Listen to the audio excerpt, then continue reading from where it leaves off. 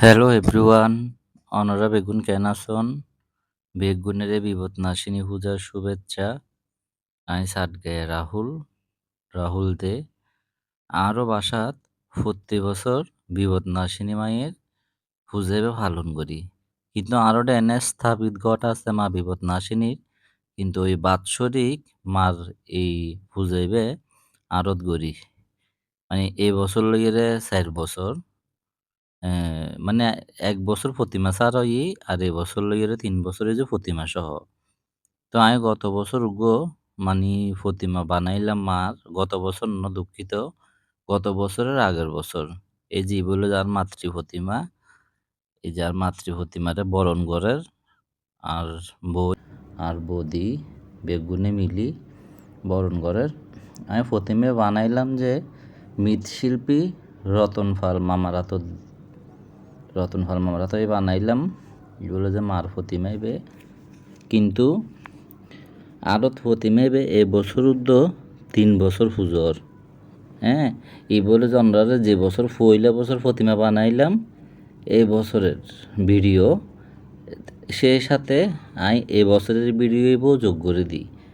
মানে প্রতিমা এই গত বছরের আগের বছরের ভিডিও ইবে সহ আর এই বছরের ইবে সহ যোগ করে দিই। মাঝখান 2 বছর গ্যাপ গিয়ে একটু সমস্যা আছিল তো পূজা করছি, মানে ভিডিও ন বানাই। তো এই বলে যে মার প্রতিমা মা বিপদনাশিনী আর ঘরের মা সকল বিপদ আপদ ব্যাগ কিছু তুই মুক্ত করো, দেশবাসী জগতের বেগুনের মঙ্গল করো। তো মারে বরণ করি আই লই ঘরত ঢুকিলাম।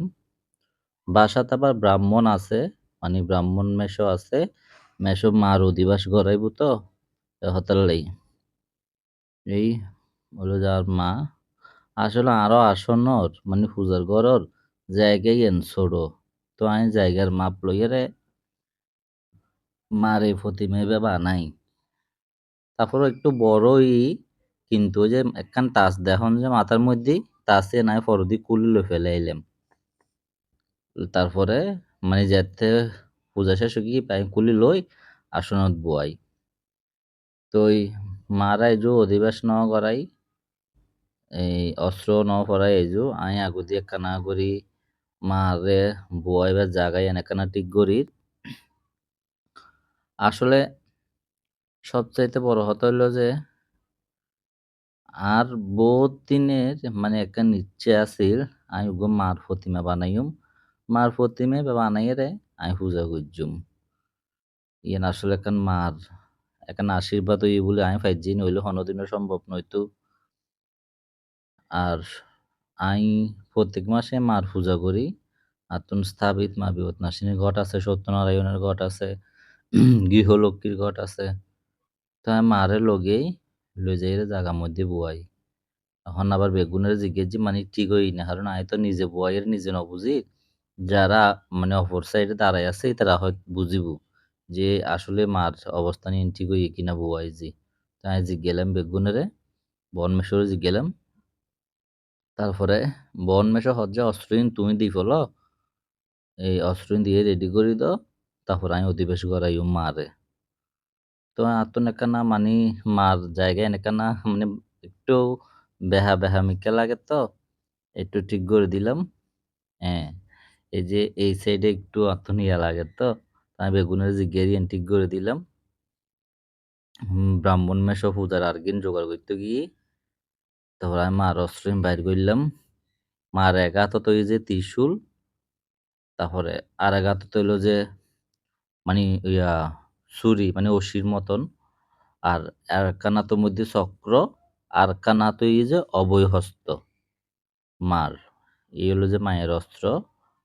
তো আমি মারে অস্ত্র দুইজন ফরাই এই চক্র ফরাই দিলাম। আর কানার তাকে বুঝে মার অভয় হস্ত মানে অভয় মুদ্রা, জিয়ানোর মধ্যে মা সন্তান হল আশীর্বাদ করে মঙ্গল করে। এই হলো যার পূজার ঘর। ওই যে উপরে দেখুন যে মাঝখান দুটো গট, এ বলে সত্যনারায়ণের গট। ই বলে যে পরের দিনের পূজা, মানে গত বছরের আগের বছর।